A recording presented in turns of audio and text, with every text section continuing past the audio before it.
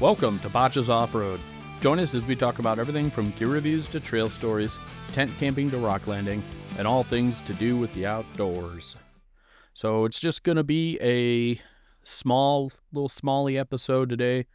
It's just me and Alex on this one. I kind of signed on a little late. Been busy running and doing stuff on my one day off a week, so what I guess is... It works out good for the listener, though, because they were just going to get an episode from Alex saying, hey, sorry we missed doing an episode this week. We'll tune in on Tuesday. But now they get some content, so. Yeah. Well, so I guess I should explain why I wasn't even on the last one. I was sick. Something like that. I don't even remember, actually. No. I have no idea what it was. I think I had the kid.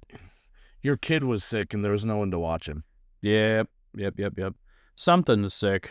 This is the first time I haven't been sick in a long time. I'm trying to stay away from all that.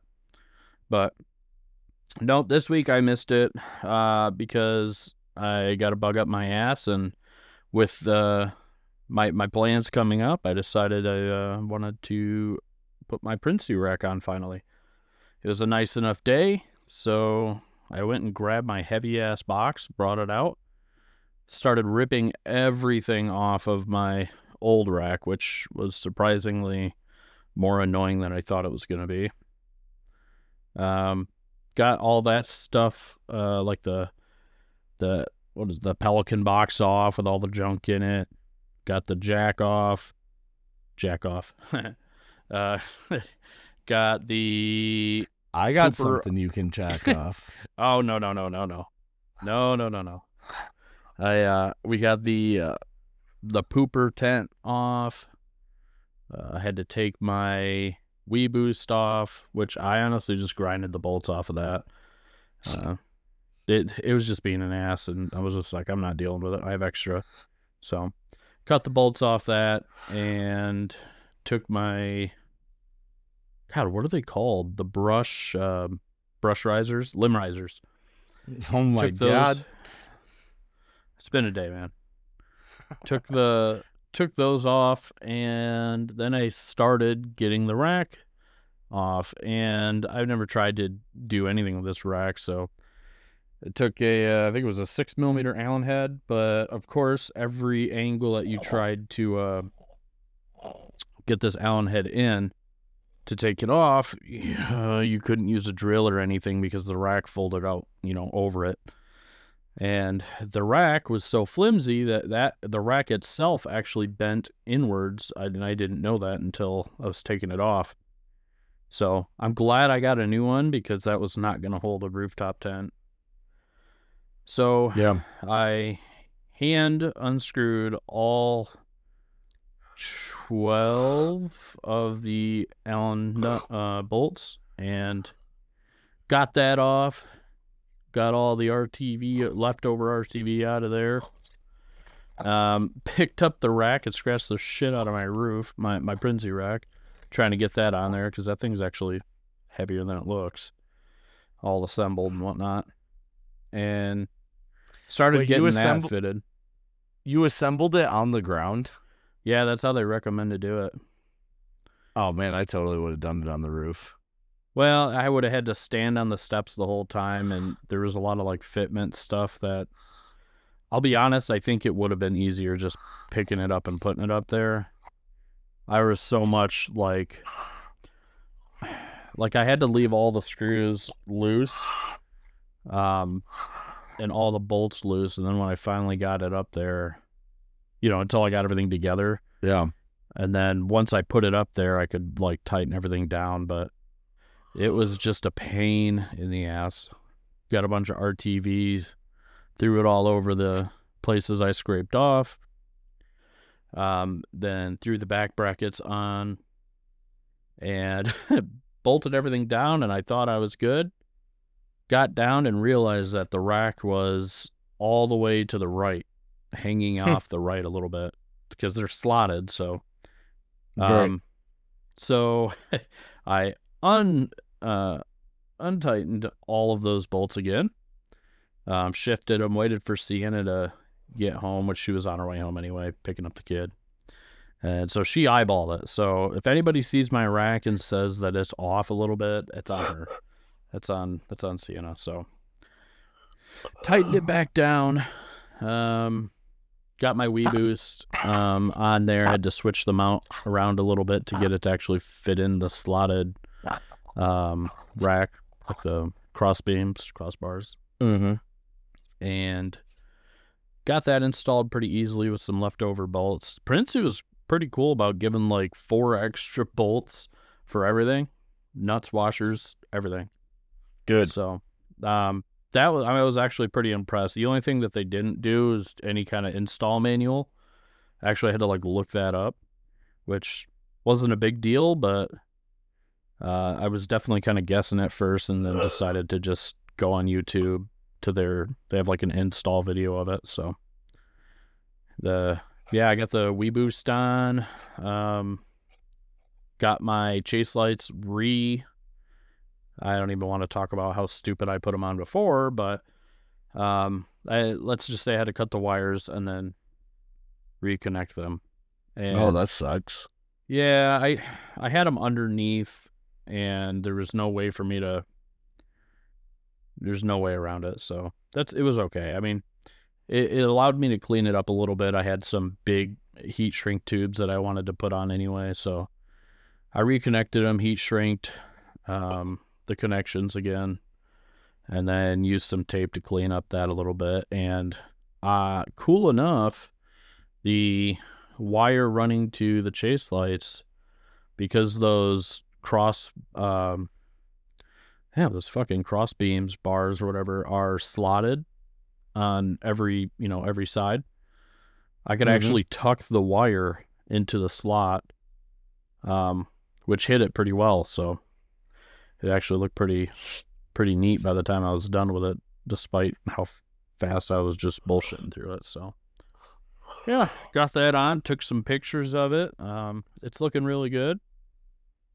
And went on a test drive, and seems like it's not, I don't know, seems like it's diverting air a lot better. So I do like the fact that it's got a wind deflector with like a rubber seal that rests on the roof. So it's pretty nice.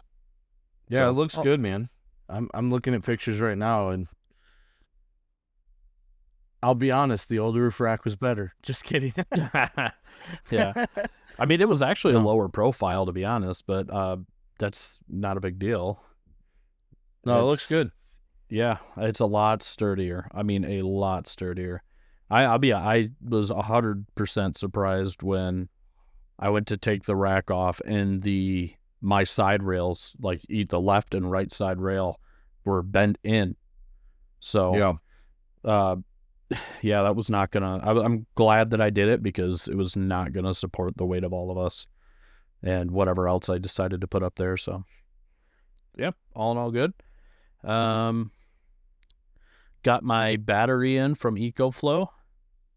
Nice. This weekend, and that's all good to go. So fridge is all charged up, ready. What else? I think that's about it. And then I'm just trying to get everything ready for this weekend. We're probably going to go around either Fife Lake or Grayling. I know Derek from In-State Tours had some places around Grayling, like Spring Kids Camp. Grayling is like shut just down straight still, up. Yeah. It's straight up no-go right now. Yeah. Well, I was thinking about it, and I'm like, I got 4 batteries, but this is just supposed to be like a kind of a shakedown weekend for us, so I'm probably just gonna go to like Fife Lake. There's it's in that area. That's the same place we did the cryptid hunt, and we camp around there more often than anywhere else, really. Just go up to Ever. It's close. It's beautiful. No, I want to take so I think it was last year, that or the year before, my buddy Hayden, who I've known for probably 16 years. First time I've seen him in 5 or 6 years almost. You know, he had a baby, then I had a baby. Just been busy. He's down in Tennessee.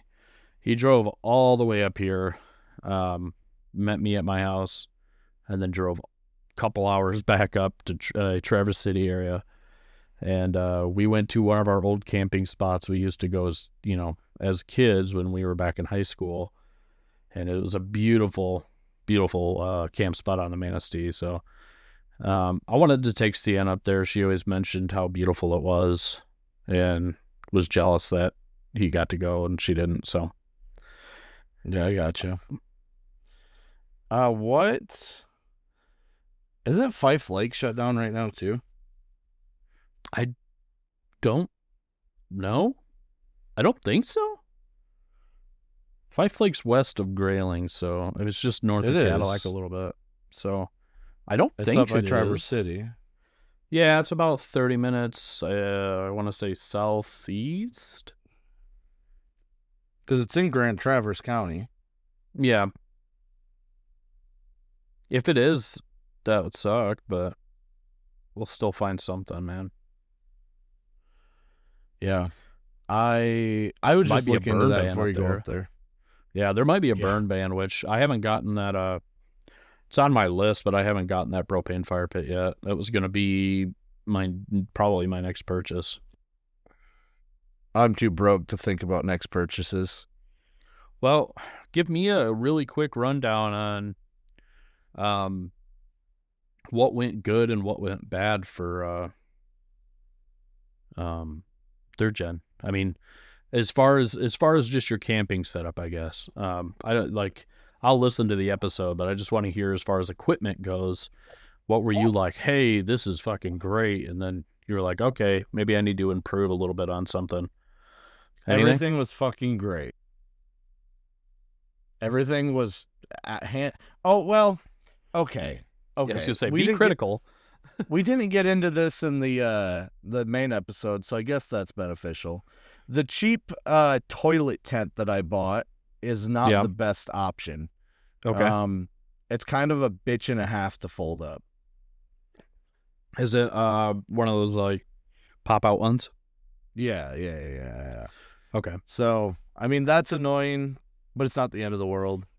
And when you set it up, you just kind of left it and it was good.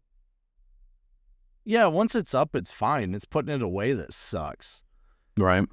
And it seemed to kind of hold the smell. Oh, that's the other thing. So I bought a trash can to put the poo in because, to hide it and make it not look disgusting. Yeah. Heavily recommend doing that, by the way. But you need to be able to strap that pop-up trash can to your roof somewhere so it can air out because that will hold the smell for a long time. Yeah.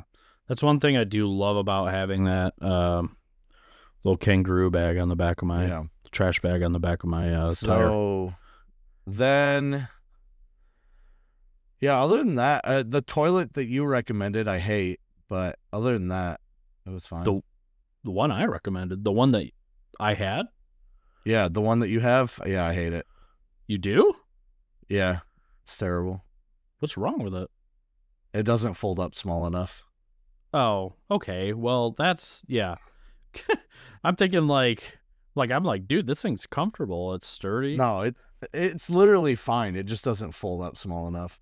I get that. And again, that's something I keep in my kangaroo pouch or whatever you call it. So, but I've looked at a couple different ones, and they're plastic. I know, hear me out.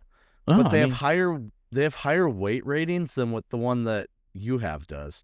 Like this one, which is just the one where the plastic goes around the seat and then it folds up into a small compact.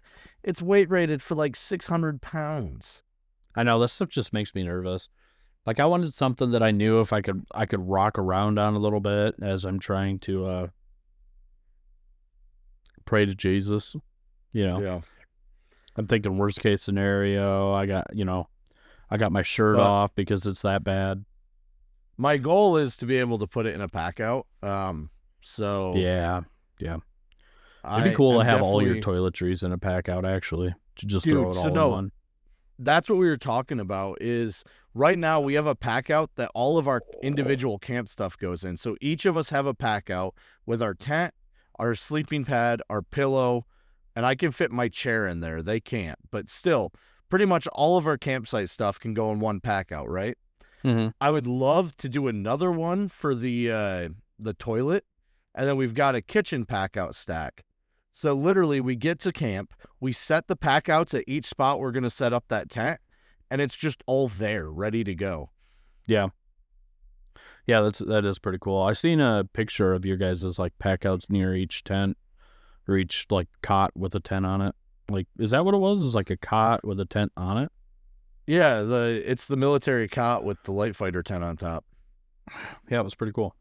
Yeah, it worked great. Is that single person?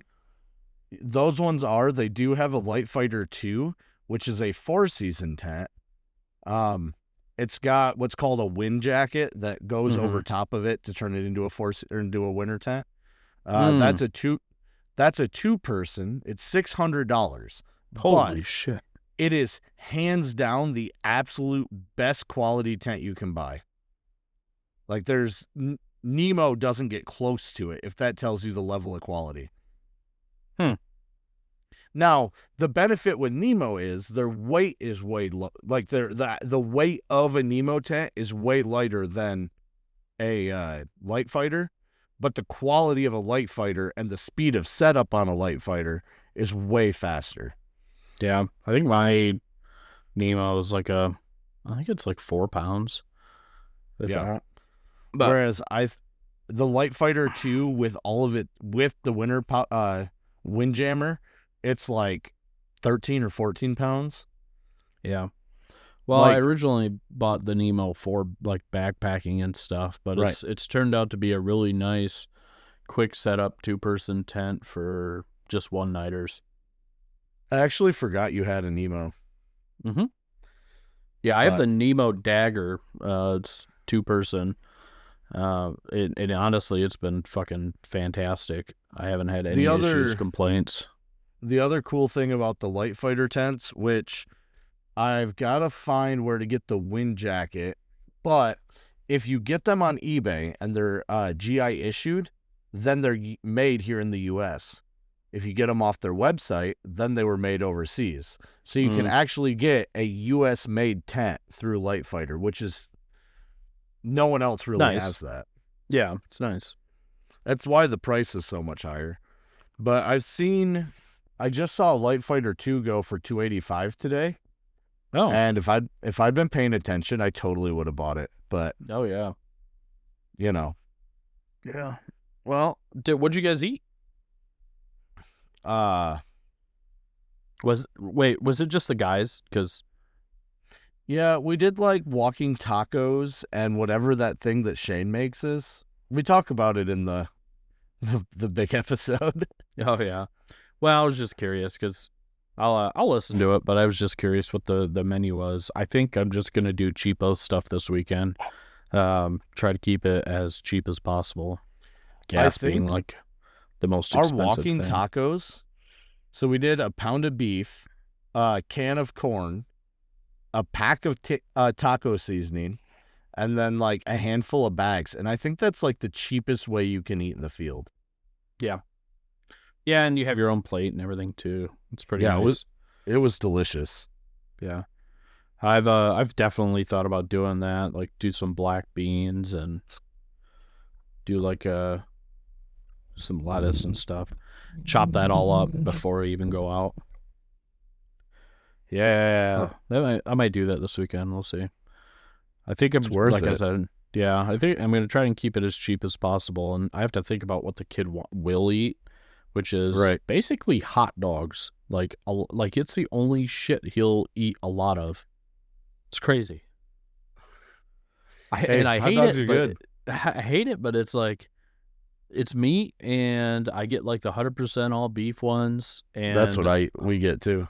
Yeah, I'll cut it up long ways, and then I'll cut it up again, an inch. And the one day that I cooked outside to like test the propane, because I ran a longer hose to my Dometic, that way I could move that over to the far side of my fold down table for like washing dishes or getting water.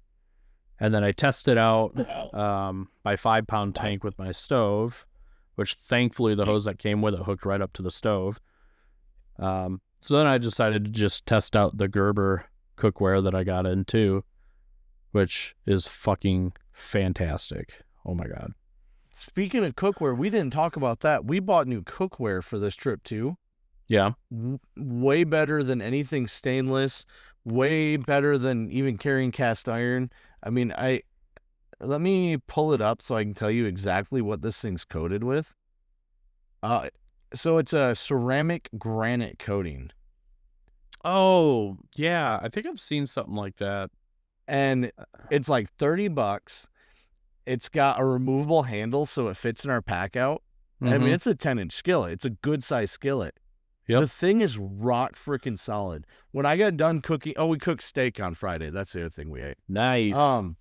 When I got done cooking steak, I literally just took a damp rag and wiped it out, and it was clean. Like, cast iron takes longer to clean than that. Cast iron's a quick, clean setup, you know? Yeah, it's just wipe and done pretty much, yeah. Yeah, I was really impressed with the Gerber stuff so far. I mean, I didn't realize it until Sienna pointed out, but all the pots, pans, and bowls all have measurements on them. Had no clue until she pointed it out, but it's pretty sick. Yeah, and I cooked the hot dogs on it. It's a big pan. I was really excited about that. The heat did not transfer to the handle at all, which I was kind of wondering about. And I could just wipe it right out. I threw a little bit. I think I threw just a splash of water or something on there while it was still a little warm. Took a paper towel and just wiped it clean and threw it in, all that stuff in the bag, and threw it back in the truck. Took all my old pots and pans out, and I got a lot more space now. So it's good. Next on my list is the automatic coffee grinder, the BrewTrek Overlander, and the Ignik Fire Pit. And the BrewTrek, like my BrewTrek? Yeah. It's a little different. It's not as big because Sienna and I don't drink that much, but it's enough to. The BrewTrek Overlander is what I have, the 24-ounce one. Oh, okay. I thought you had a bigger one for some reason. I thought you had like the one that's a whole pot. No, that's literally the same one I have. Oh, yeah. Then probably. And I absolutely love it. Everyone should have one. Yeah, if you get on eBay though, don't buy it off Amazon. It's like $50 on Amazon. Yeah. I think I paid like $20 for mine on eBay. Oh, there's like none of them for sale on eBay anymore. You might be stuck buying it on Amazon. There's one on eBay right now for $30 with $10 shipping, and it's used. Yeah, I got. Let's see. Yeah, I have that. That's $50. It's called Krups. It's a coffee grinder. That's like on sale for $39. So I want to get those. That'll really just kind of step up any of my coffee stuff. And I know Sienna likes coffee in the morning, especially when it's cold out. And a couple people, when I'm camping around, want some coffee, and so I figure it's always good to have it. And after I get that propane, I guess that's what it's called, propane fire pit. That'll be nice for the burn bands because there's kind of a lot of burn bands right now. So I'll have to take a look at that and see what's going on up there in Fife Lake. It is that time of year where burn bands are aplenty. Mm-hmm. Yeah. Yeah. We've had we've had a lot of fires near us. You had a fire like right down the road that you did a couple weeks ago. We've had brush fires everywhere on top of the DNR doing underbrush controlled. Yeah. I don't know if those are all. I don't almost wonder if some of those controlled burns triggered some of the other brush fires, the embers from them.